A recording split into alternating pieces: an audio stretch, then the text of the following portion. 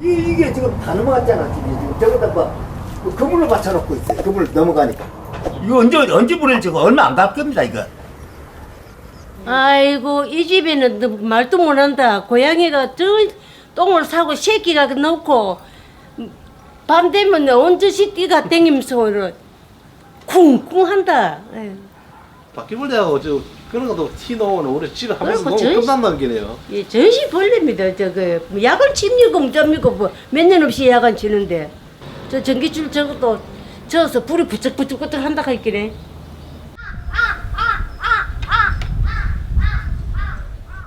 이렇게 방치된 빈집은 이웃들에겐 골칫거리입니다.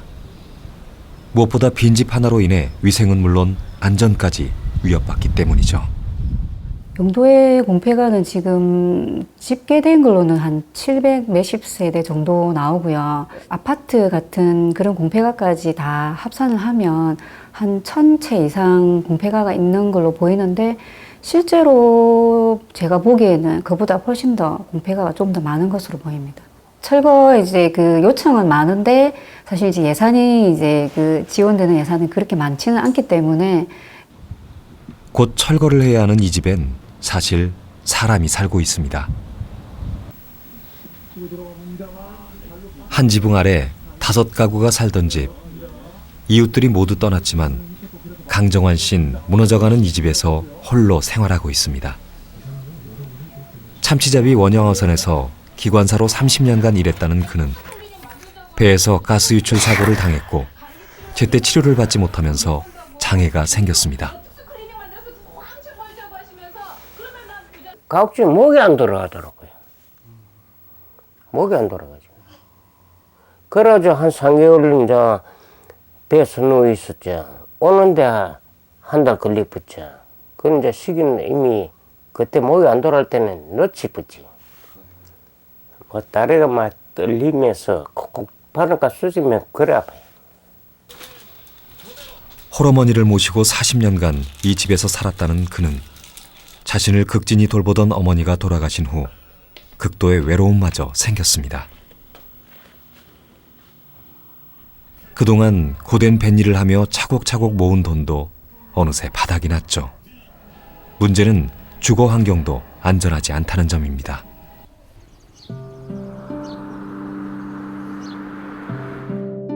여러 개의 방들이 붙어있는 공동주택이어서 그의 집만 남기고 철거하는 것이 쉽지 않습니다.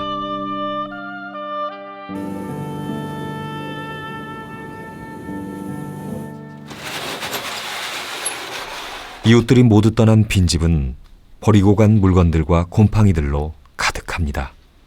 해가지고 엉망이에요. 관리를 안 하니까 사람이 없으니까. 원래 이제 바퀴벌레 같은 거, 개미 같은 거 좀 많이 있어요. 습도가 높아지면서 악취도 심각합니다. 형편이 어려운 집주인은 세입자들의 보증금도 돌려주지 않고 잠적해버렸습니다. 몸이 불편한 그가 쓰레기들을 치우기란 역부족입니다. 언제 무너질지 알 수 없는 곳에서 그는 빈집과 위험한 동거 중에 있습니다.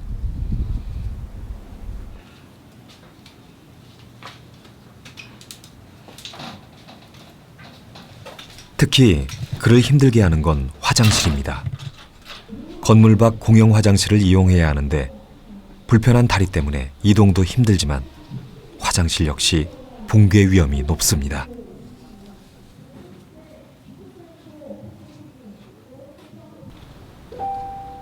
어떤 데는 썰썰하고 나도 이제 다리가 빨리 났으면 뭐 배나 다시 나가고 싶고 해 뜨는 거하고 해 지는 모르며 그것도 환경이 또 기가 막히지. 그거는 말로 표현할 수도 없지.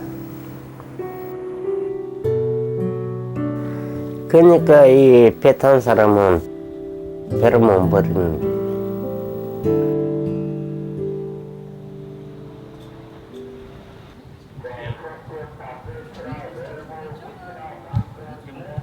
다음 날 구청 관계자들이 현장 파악을 위해 다시 강정환 씨의 집을 찾았습니다. 직원들 역시 고민입니다. 그러니까 화장실 때문에 당연히 안쪽으로 들어올 수가 없겠네. 원래대로는 안으로 좀 들어와야 되는데. 화장실을 남겨두고 철거해야 하는 어려움이 생긴 것입니다. 내 생각에는 화장실을 싹 뜯어보고 새로 만들어주던가 그래야지. 화장실만 남겨놓고 철거한다는 거 이해가 안 돼. 아마도 평소에 철거되면 이제 울려가지고 더 버려지긴데. 문제는 비용 때문입니다. 소유권 관계가 명확하고 그다음 이용하는 관계가 명확한 게 아니고 예전부터 쓰시던 분들도 있고 또 그분들 갖다가 또 이런 경우처럼 화장실을 못 쓰게 할 수도 없는 내용이니까 이런 게 돌발 변수가 많습니다. 이런 게. 철거하는데 비용이 한 얼마 정도를 저희가 알고 있습니까? 평균적으로 대략 한 동당 한 800만 원 정도 이렇게 보는데 장비가 들어가기 어려운 데는 한동하는데도 2천만 원씩 나올 수도 있고 그렇습니다. 철거를 해도 철거를 하지 않아도 강정환 씨에게 집은 위험한 존재가 돼버렸습니다.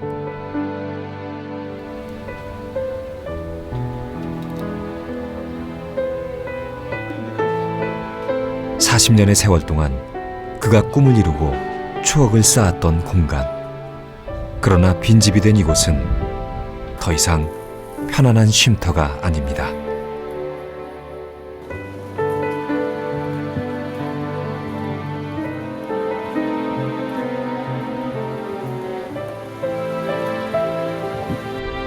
지난 20년간 부산 지역의 빈집은 5배 증가했습니다. 이것은 과연 부산 지역만의 문제일까요?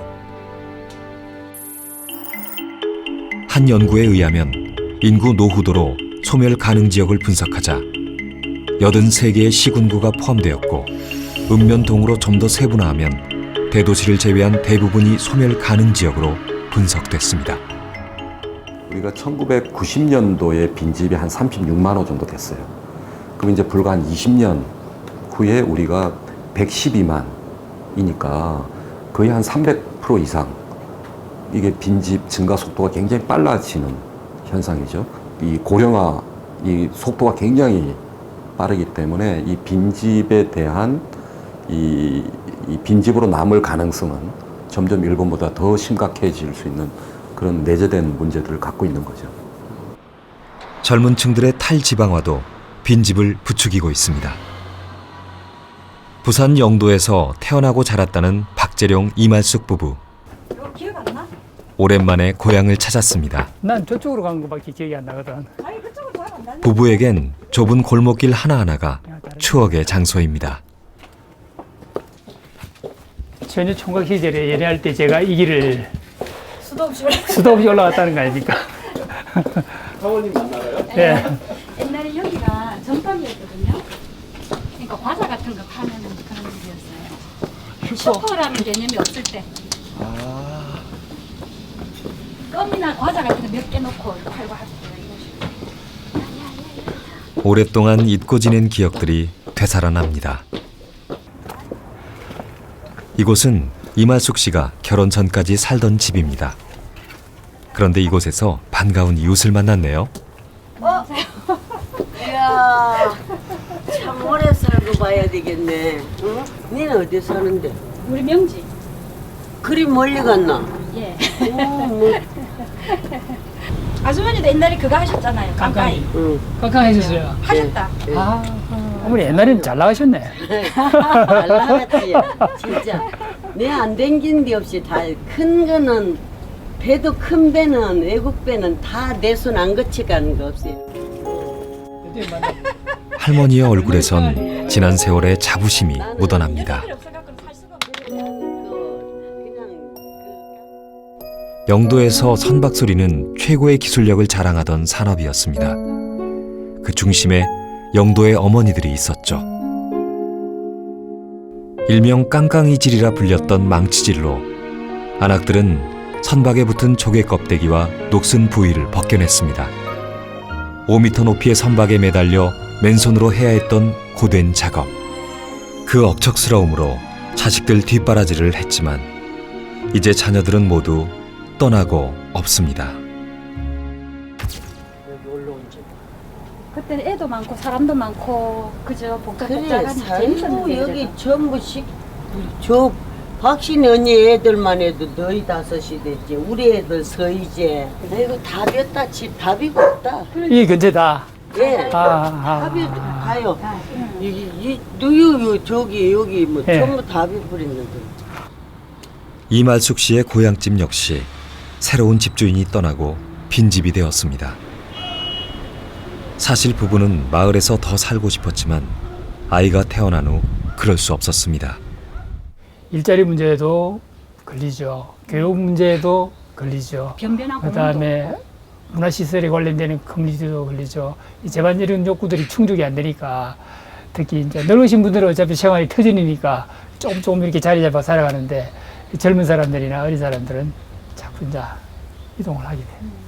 한번 나갔다 하면은 들어오지 않는 게 용도가 돼 버리니까. 우리 딸 같은 경우는 이제 해운대에서 주로 이제 학원을 다니고 했고, 예, 이렇게 이런 공부시킬 만한 기반이 조금 좀 잘 안 돼 있는 것 같아요. 해운대는 동네처럼. 해오름 아파트. 그래요. 어쩔 수 없이 떠나야 했지만 추억이 서린 고향이 곧 사라질 것만 같아 부부는 안타깝습니다. 호가 있는 부대. 쓰시지 않고 좀 아름답게 좀 이렇게 좀 재정비되고 그래서 그 추억이 옛날에는 이랬는데 지금은 이렇게 바뀌었구나. 손자라도 오면은 한 번은 잘된 모습들을 보여주고 싶은 생각을 했죠. 이게 이렇게 폐허로 방치된 게 아니고. 지역 산업의 쇠퇴로 젊은 사람들이 빠져나가면서 지역 경제는 더 어두워지고 주거 환경 역시 열악해지고 있습니다. 30년 후 우리나라 10가구 중 1가구가 빈집이 되면 결과는 더 심각해집니다. 당연히 지자체의 세수도 감소하고요. 그러니까 중앙정부에서 주는 보조금도 당연히 감소를 하고 그러다 보니까 지방이 현재와 같은 서비스를 지속적으로 할 수가 없는 이런 상황이 된다는 거죠.